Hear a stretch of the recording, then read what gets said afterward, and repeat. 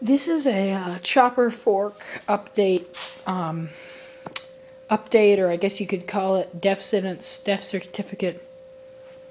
We had an accident. Well, it has nothing to do with the holes. Those are supposed to be there. I had a couple people tell me it's going to snap around the holes, and I have started disassembling it. Well, you were wrong. This thing broke. Didn't bend, it broke in one event. Right there. This thing, what happened is I was taking measurements. See here. Taking measurements, and it's compressed a lot more than it wants to be right now because of these two screws, but taking measurements, it was all put together, and I was measurements and leaning on it, and I guess I would rather it break now, but it just, I heard this loud pop, I fell over, and that was there. It's all the way through. It has a decent gap, so yeah, so that would be,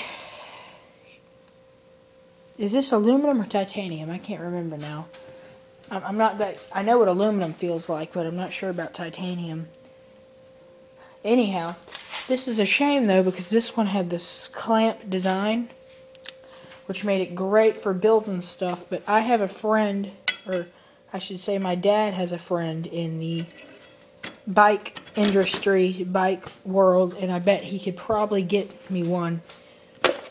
And yeah, maybe I can get another one and it be stronger, or think of some way where it won't pop on me. The other thing is, this is working very well, I have to say. I just cut two of those. This was an old Swin fork, I believe. Let me see here. Does it say?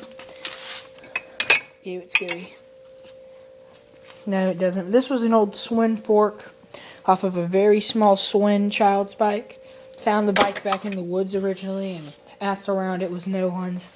Actually, no, my friend found it and I bought it from him for like $5 for GoPed tires. If you don't know what the GoPed is, it's that. And I'm currently water cooling it. You'll have to see that later.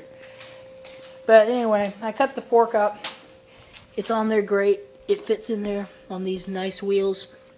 And these two ends, if you don't already know, slide into these two pipes. Matter of fact, I'm going to set down the camera. You can look in my nuts and bolts bin for just a second, and I'm going to put it together so you can see what I'm talking about. Because I'm assuming that you've all seen part one, but on YouTube you can't assume things like that.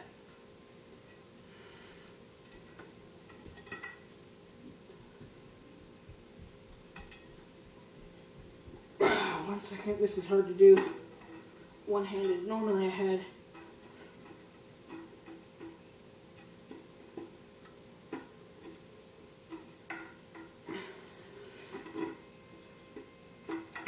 there we go.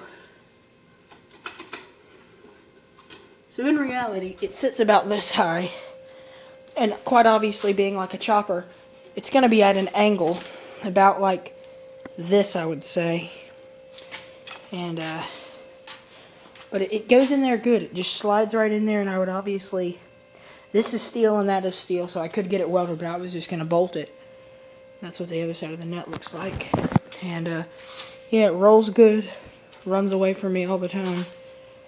But I still have plans to look into this project. It's just currently I can't do anything with it till this summer when I get a new one of these head tubes, I believe they call them. So, yep, death certificate.